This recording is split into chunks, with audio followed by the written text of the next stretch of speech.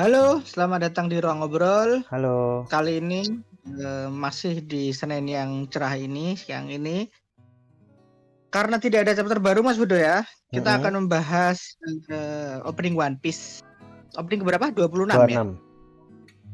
Nah, ada beberapa yang request soal bahas opening ini ya, makanya kita kita bahas aja. Sebelum itu jangan lupa subscribe teman-teman yang belum subscribe. Yang sudah subscribe terima kasih banyak. Tanpa bantuan teman-teman kita tidak akan bisa berkembang sampai sejauh ini. Langsung aja. Lanjut Mas Budo. Ini langsung aja. jadi, ini Mas Budo yang lebih banyak notice sih. Tapi banyak yang Aku emang banyak yang menarik tapi yang jelas full spoiler. Jadi kalau misalnya teman-teman anime only, lebih baik nggak nonton ini. Jadi kalau emang penasaran sama konten manga yang muncul di opening, banyak banget detail yang apa ya? Yang baca manga pasti, bahkan yang baca manga pun belum tentu notice gitu. Menarik sih. Aku sendiri memang nggak teke sih ya. Jadi aku pas lihat openingnya itu bagus aja. Cuman ngerasa aja. Bukan, cuman ngerasa juga ini. Cuman nggak sampai sedetil itu. Makanya kali ini kita akan bahas breakdown yang cukup detail dari Mas Budo. Dia memang banyak merhatiin detail-detail kecil sih. Emang gaweannya One Piece tok yo. Ya karena bacaannya dominan di One Piece aja tiap minggu.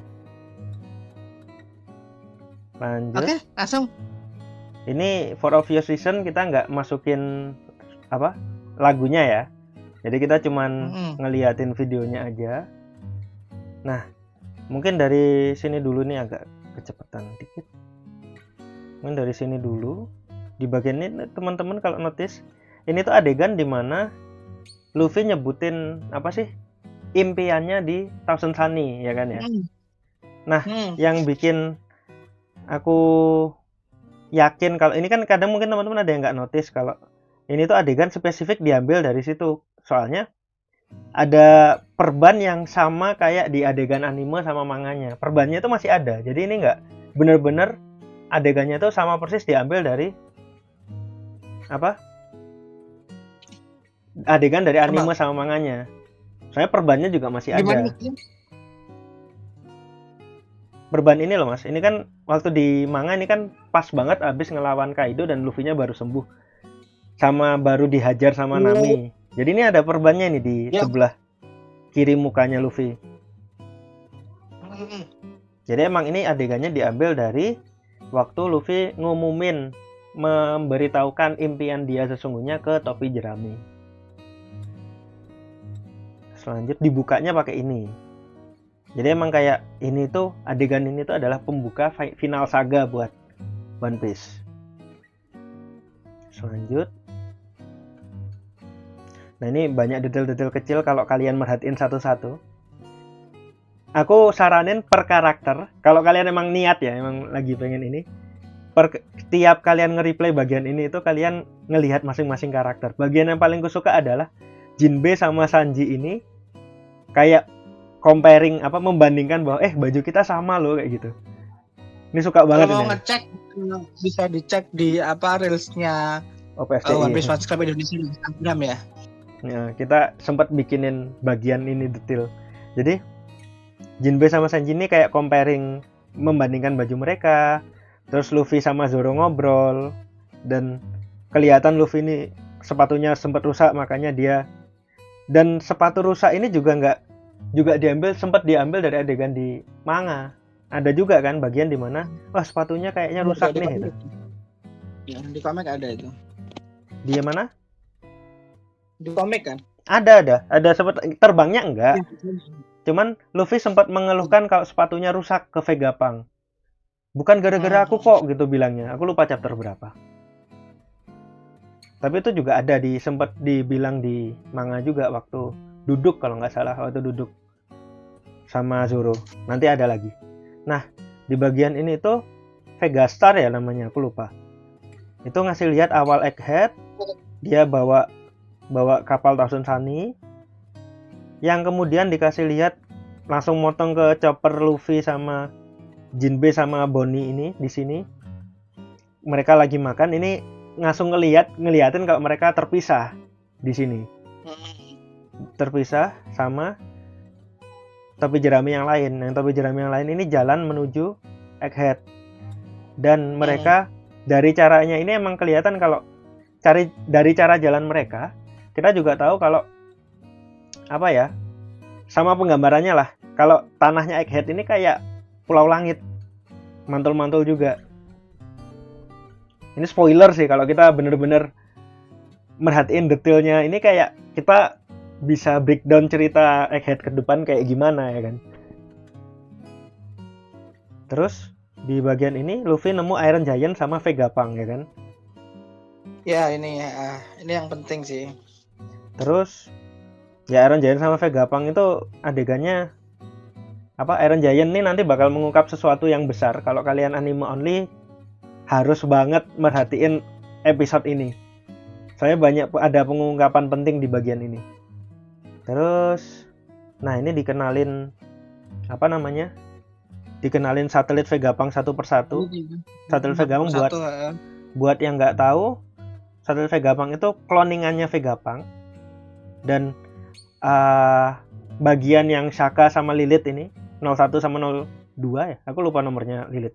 Tapi Shaka sama Lilith ini diambil langsung dari chapter 1070 kalau nggak salah. Ada adegan di mana Lilith posenya begini ke Shaka, tapi mukanya doang kalau di manga. Terus berikutnya ada siapa aja sih yang sebelumnya langsung ini? aja. Nggak apa, langsung aja. Ada nanti biar sendiri. Yaitu intinya semua satelit Vegapunk. Terus ini Vegapunk sendiri. Yang kemudian dilanjut dengan ini yang menarik, ini kita tahu lah ini CP0 ya. Cuman yang dikasih lihat cuman topengnya. Seakan-akan kita belum boleh tahu siapa di balik topeng itu. Yang aku lucu banget ini. Ya walaupun obvious ya, ini Kaku, ini Lucci. Kelihatan banget sih ini soalnya topengnya Lucci ini udah pernah dipakai di Water 7 dan Kaku ini ada hidungnya. Dan yang lucu ini Hattori pun muncul. Hattori yang burungnya Lucci itu juga dikasih muncul di sini walaupun topeng kecil doang. Ya itu kan apa ya, One Piece banget lah ya, detail-detail kayak gitu. Yang ini kalau nggak mau ke spoiler, ya ini Stasi lah, aku males sih. Udah di warning dari awal soalnya. Udah pasti ke spoiler sih kalau nonton ini. Nah terus ini adegan yang mungkin paling suka teman-teman yang di komik, yang baca komik. Luffy sama Zoro duduk berdua kayak gini seolah-olah mereka bosnya, ngejagain dua orang.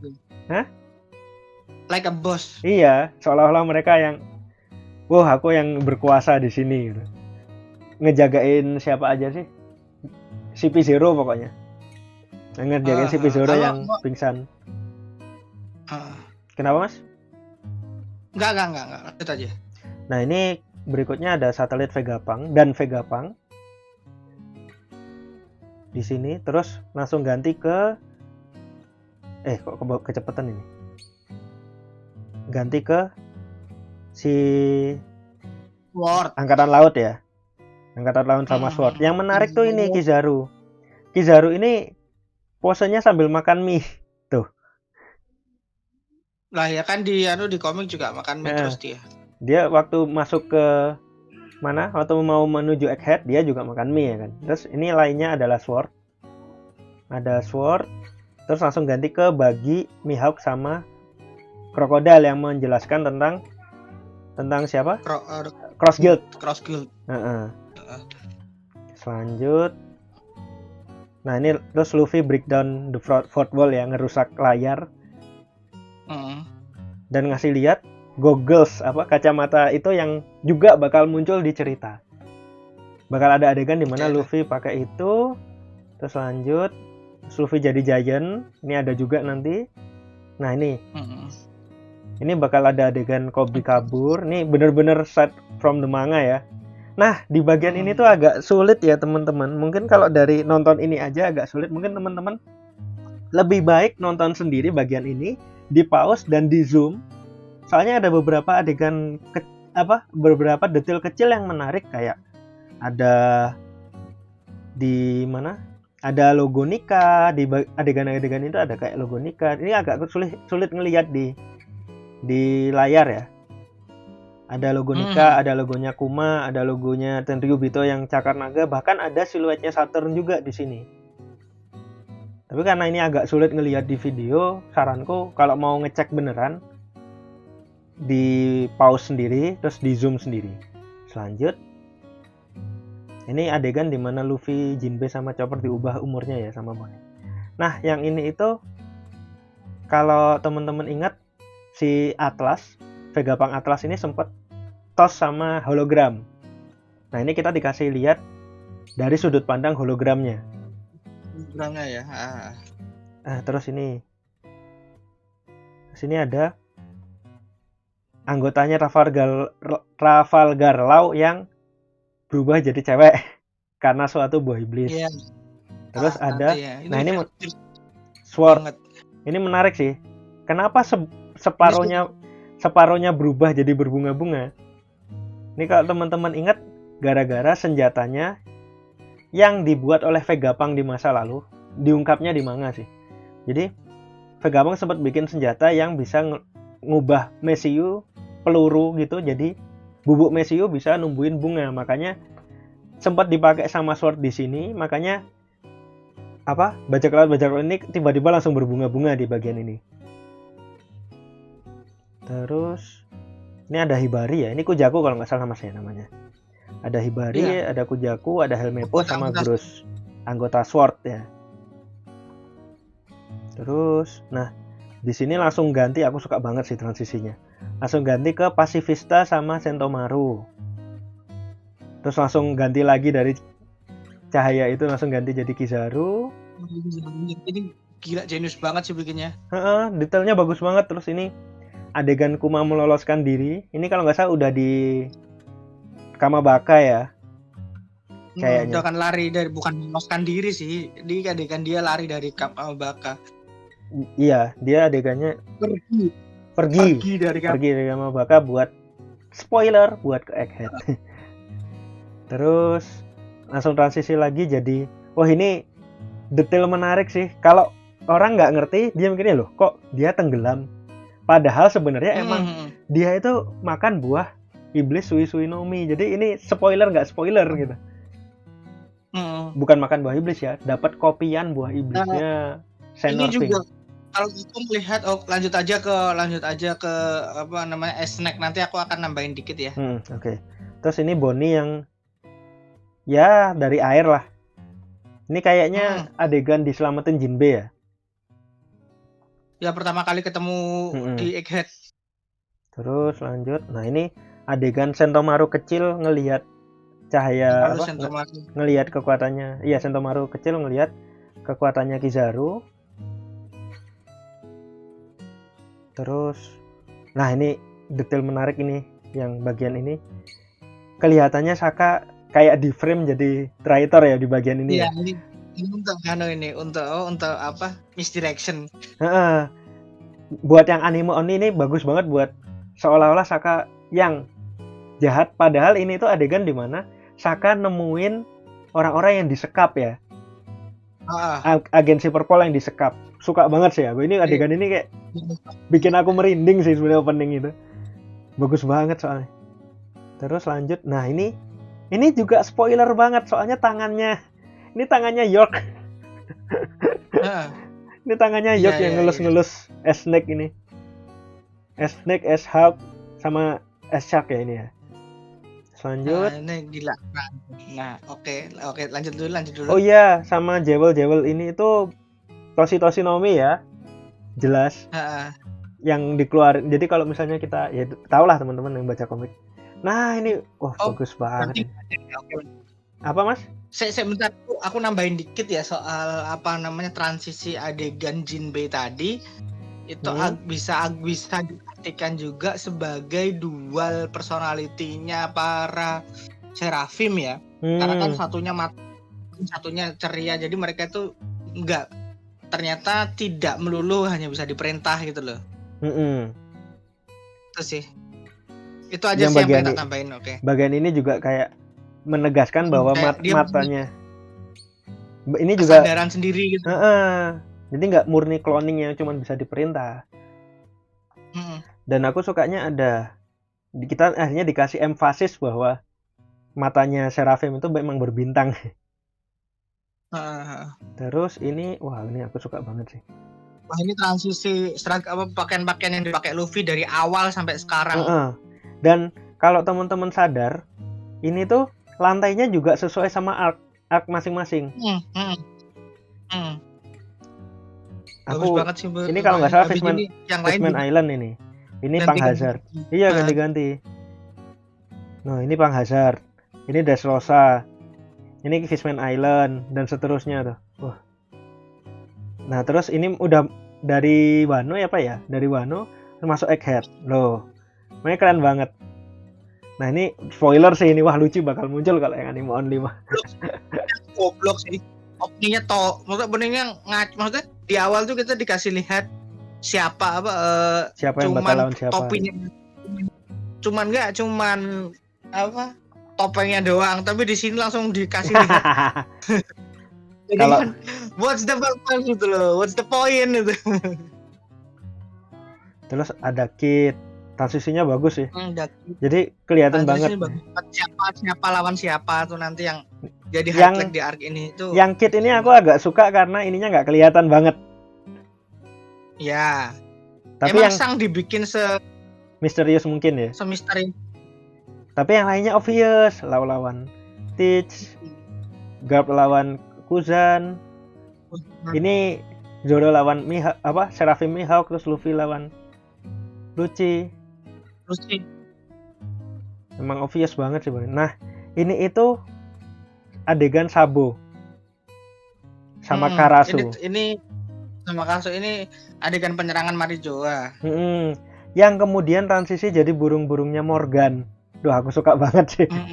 Ini kan implikasinya adalah setelah adegan Marijoa, Morgan nge-framing Sabo. Dan Morgan menyembunyikan Vivi dan Wapol. Ini kalau teman-teman notice ya. Makanya tutup kan? Makanya tampil penutup. Dan aku suka posenya Morgan itu kayak gitu. Iya, asik kan?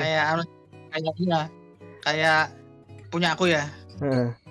Terus kayak rahasia. Ini rahasia loh kayak gitu. Terus ini itu insiden Ohara di reanimasi. Ini Vegapunk, terus kemudian Vegapunk sama Dragon ngelayat istilahnya ya. Ngelayat ke Ohara, terus berganti ke adegan pedang adegan Imusama duduk di singgasana kosong. Ini itu aku suka detailnya itu gambar bagian atas ini, Mas. Bagian atas sama bawah perlahan berubah jadi hitam, seolah menekankan bahwa ini adegan flashback. Kalau di manga, flashback itu ditekankan dengan bagian di luar panel menjadi hitam. Ini sama persis dibikin kayak gitu supaya ada transisi dari ini masa sekarang jadi ke flashback. Detailnya bagus banget. Jadi ini tuh adegan di mana kita akan melihat nanti di flashback bahwa Imusama duduk di singgasana kosong dan 20 pedang ini dari sudut pandang pedang-pedang ini. Nah, terus ini kayak penekanan kalau mereka ini bakal berjuang. Tapi yang aku suka, ini ada yang notice juga di Twitter. Aku cuman simply mengulang aja. Ini Sabo bangkit, Kid sama Lau terhuyung. Nah, Koby ngelawan. Bangkit lagi. Koby ngelawan. Nggak cuman bangkit tapi juga ngelawan, gerak ngelawan. Jadi detailnya itu dapat. Terus ini Vivi keluar dari lubang yang digigit Wapol. Nih, lihat ada bentuk gigi juga. Dari lubang yang digigit Wapol. Terus itu transisi ke Bonnie yang ngambil. Bonnie melihat ingatan ya. Jadi emang detailnya bagus banget sih. Terus ini detailnya tuh per frame loh, sialan. Harus bener-bener harus nge-pause, emang direktornya, sutradaranya harus tak acungi jempol. Aku lupa namanya, Megumi Ishitani kalau nggak salah ini yang sutradaranya. Oh, yang di openingnya Megumi Ishitani. Iya, Megumi Ishitani lagi. Jadi tapi kalau misalnya salah teman-teman koreksi di komentar ya. Pantes sih kalau gitu. Iya, emang bagus banget, emang sekelas movie lah kalau dia yang megang tuh. Terus, nah Ini udah. Nah, ini digambarin tujuan akhir. Terus balik lagi ke adegan ini. Yang aku suka dari bagian ini, kita dibuka dengan Luffy menyampaikan mimpinya dan ditutup kembali dengan adegan Luffy menyampaikan mimpinya. Gila. Full circle. Nah, ini kan kelihatan perbannya juga kan, Mas? Anjir, ini opening bercerita ya ini tuh kan kayak kemarin ending songnya yang pas Wano. Arc akhir kan itu kan juga penuh Spoiler. Selain spoiler juga penuh simbolisme kan. Ini juga kan simbolismenya banyak. Jadi safe to say memang yang ngerjain orang yang sama ya memang gayanya kayak begini sih. Aku seneng banget sih openingnya ini. Apalagi setelah di breakdown sama Mas Pudo tadi, seperti gue bilang, aku nggak banyak notice karena emang aku nggak sedetil itu ngelihatnya, tapi setelah ngobrolin bareng, jadi memang kerasa merinding banget. Emang One Piece, walaupun animenya rada-rada gimana gitu, tapi at some point levelnya memang tinggi sih, simbolismenya terutama. Dan yang apa ya? Dan yang ku suka dari anime One Piece ini, suka dan gak suka. Buat pembaca manga, adaptasi anime One Piece itu bisa jadi sebuah, kecuali emang beberapa hal yang mengecewakan yang gak akan kusebut, aura misalnya. Jadi buat pembaca manga, anime One Piece itu bener-bener fan service gitu loh. Kita akhirnya melihat mereka bergerak dengan gaya yang kita harapkan. Yang aku gak suka buat anime only ini spoiler banget. Ya. Tapi kalau nggak ngerti juga nggak paham sih, karena kan transisinya secepat itu. Iya. Cepet tuh ini tuh, kalau beneran nggak di pause nggak bakal mudeng. Apa tadi gitu. Tapi itu kan bagus ya karena One Piece itu kan basisnya kan kenapa bisa besar adalah fandom teori ya. Jadi openingnya diobrolkan banyak orang, makanya ngomongin hype, ini membangun hype yang sangat bagus untuk arc ini sih. Betul. Suka banget. Oke, kayaknya itu aja ya. Obrolan kita soal opening One Piece ke-26 ini. Terima kasih teman-teman yang udah menonton sampai akhir, 20-an menit. Seperti biasa kita panjang. Walaupun cuma opening berapa menit ya, Mas ya. Karena transisinya per frame. Makanya ya udahlah. Thank you teman-teman yang udah nonton. Jangan lupa juga follow medsos-medsos FCI yang ada di deskripsi seperti biasa. Dan jangan lupa juga subscribe Ruang Ngobrol bagi yang belum. Sampai ketemu lagi di konten kita Senin depan. Oh iya, si OPFCI juga udah ada TikToknya ya guys, tolong di follow. Nanti tak masukin juga. Iya, siap. Thank you. Terima kasih.